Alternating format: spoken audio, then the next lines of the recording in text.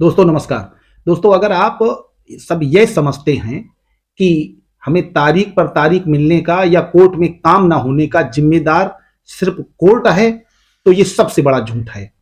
क्योंकि किसी भी मामले में दो या दो से अधिक पार्टियां ही होती हैं और उनमें से एक पार्टी सदैव ये सोचती है कि ये काम जो हो रहा है ये ना हो पाए या मुकदमा आगे ना बढ़ पाए। क्योंकि आप अगर वादी हैं, आप मुकदमा लाए हैं, तो आपका जो विरोधी है वो हमेशा सोचता है कि ये काम डिले हो जाए, आज ना हो पाए या कोर्ट की प्रक्रिया आगे ना बढ़ पाए।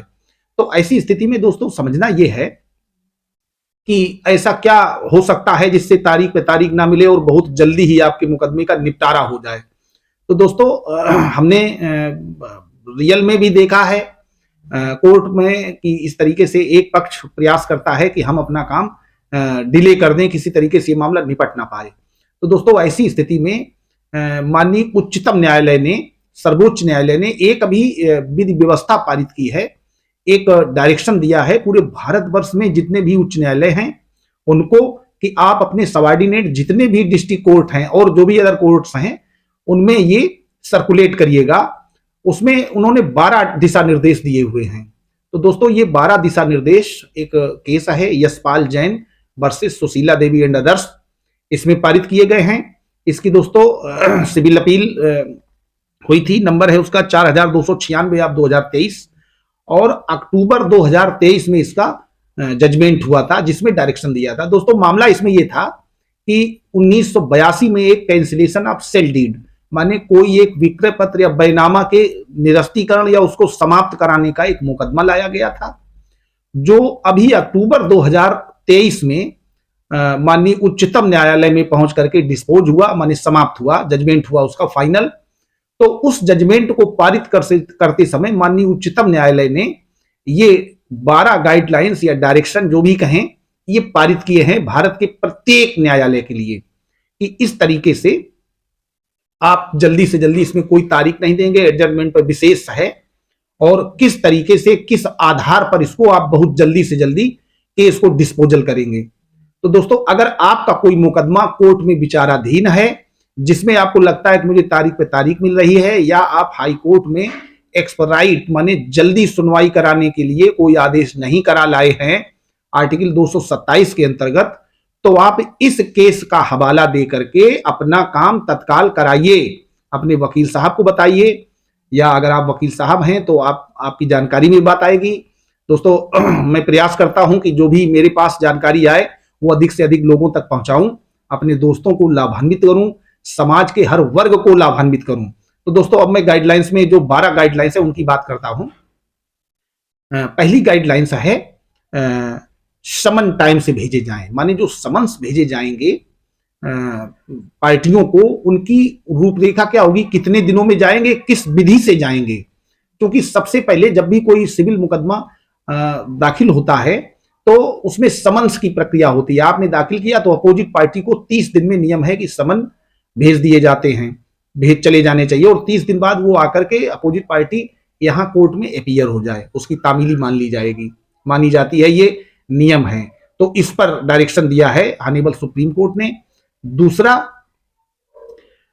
दूसरा दिया है कि 30 दिन में ही अगली जो डेट होगी उसमें उनका जवाब, माने आपने जो उनसे अनुतोष मांगा है, जो उनके ऊपर आपने आरोप लगाए हैं, उन आरोपों का खंडन, माने उसको वो कैसे कहें कि इसको ये आरोप गलत है, माने आपका प्लेंट है और उधर से WS आना है, रिटन स्टेटमेंट, या जिसको लिखित कथन कहते हैं, उर्दू में जवाब दावा कहते हैं।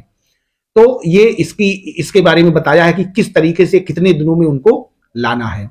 दोस्तों इसके बाद हॉनरेबल कोर्ट ने कहा है कि इस पे समझौता कराने का प्रयास किया जाए।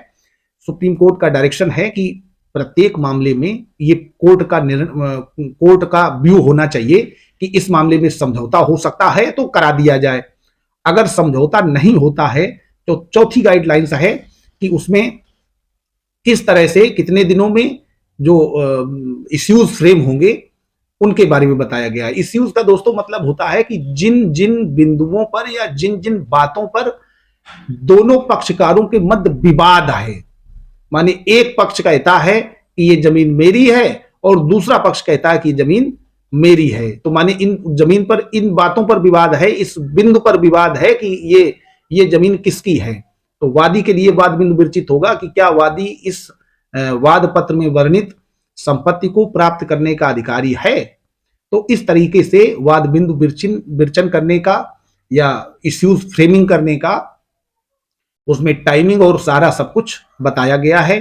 इसके बाद का प्रोसेस है कि अगर कोई डेट फिक्स होती है, दोस्तों अक्सर हमने देखा है ये बात, बहुत लोग देखते हैं कि चूंकि दो पक्षकारों में एक पक्षकार के वकील साहब पता चला उस दिन नहीं आते हैं, दूसरे पक्षकार के वकील साहब उस दिन नहीं आते हैं, और धोखे से कोई ऐसी डेट लग जाती है जिस दिन दोनों में से कोई एक पक्षकार के अधिवक्तागण नहीं आते हैं, तो उस दिन कोई कार्यवाही नहीं हो पाती है, स्थगन आ जाता है। और ये होता है कि हमारे वकील साहब नहीं आए, चूंकि मामला सिविल प्रकृति का होता है, इसलिए उसमें चूंकि वकील साहब को बिना सुने कोई ऑर्डर कर देना नुकसानदायक हो जाएगा, इसलिए उसमें बहुत जरूरी होता है देखा जाना कि वकील साहब जिस दिन आ रहे हों उनसे पूछ करके आपस में मशविरा करके ही कोई डेट निश्चित की जाए। दोस्तों इसके बाद का है कि प्रत्येक कोर्ट में कभी कभी इतने केस लग जाते हैं कि जो भी वहां मजिस्ट्रेट महोदय हैं वो सुन ही नहीं पाते हैं। पता चला 250 मुकदमे लग गए हैं। मैं प्रैक्टिस में हूं, मैं देखता हूं कि मेरी कोर्ट में एक एक दिन में 300 मुकदमे लग जाते हैं। अब 300 मुकदमे में आप अंदाजा लगाइएगा कि मजिस्ट्रेट महोदय कितने या जज साहब कितने केस सुन सकते हैं। 300 केस उतनी समय में नहीं सुने जा सकते। तो हनेबल सुप्रीम कोर्ट ने यह डायरेक्शन दिया है कि केवल उतने ही केस लगाए जाएं जितने केसेस मजिस्ट्रेट महोदय पूरे दिन में सुन सकते हैं। 50, 25, 70, 60 जो भी उसकी संख्या हो, ये जज साहब के विवेक पर, उनकी कार्यशैली पर निर्भर करता है, जितने केसेस वो आराम से सुन सकते हैं। ये छठा डायरेक्शन है। सातवां डायरेक्शन है कि ऑर्डर 11 और 12 का पालन कराया जाए। दोस्तों ये कानूनी प्रावधान है, इसके बारे में बहुत ज्यादा चर्चा नहीं करूंगा। जो हमारे एडवोकेट साथी हैं वो तो देख लेंगे, आम पब्लिक को समझने में थोड़ी समस्या उत्पन्न होगी, इसलिए इसकी चर्चा आगे। दूसरा है 8वां कि अगर कोई स्थगन आता है, क्योंकि बहुत बार ये होता है कि दूसरा पक्ष कई तरीके से, कभी कभी वो ट्रांसफर एप्लीकेशन लगाएगा, कभी कभी वो स्थगन मांगेगा, कभी यही कहेगा कि साहब आज हम बीमार हैं, हमारे वकील साहब भी नहीं आ पाए हैं, हम शादी में गए हुए हैं, हम ये नहीं कर पाए हैं, वो नहीं कर पाए हैं, और कुछ ना कुछ लगा करके और तारीख ले लेते हैं। तो एडजर्नमेंट पे कोर्ट ने विशेष बात कही है कि इसमें अक्सर कास्ट लगाई जाए। दूसरा पक्ष जो टाल मटोल कर रहा है उस पर कास्ट लगा करके उसको निपटाया जाए।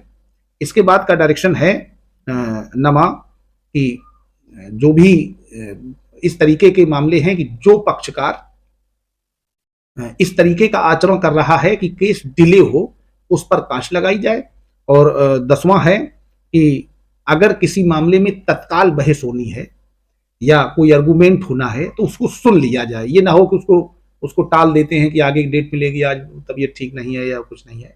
तो इस तरीके से थोड़ा मुकदमों में तेजी आएगी और तारीख न दी जाए। ये ना हो कि चले गए, डेट हो गई, सुबह सुबह पेशकार से लगवा लियो, चले आए, तो ऐसे तो बहुत लंबे मुकदमे खिंचते रहेंगे। अगला डायरेक्शन है कि एक डेटा मेंटेन किया जाए। जैसे जो पुराने मुकदमे हैं, 5 वर्ष से ऊपर के मुकदमे हैं, उन मुकदमों का एक डाटा बनाया जाए, स्टेटिक्स से उनको स्ट्रेटजी बना करके कि ये पुराने मुकदमे हैं, इनको जल्दी डिस्पोजल करना है।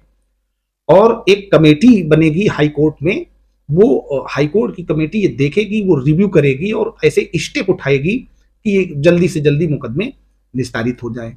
दोस्तों अक्सर हमने यही देखा है कि एक पक्ष हमेशा प्रयास करता है कि मुकदमा डिले हो, चाहे वो सिविल का मामला हो चाहे क्रिमिनल का हो।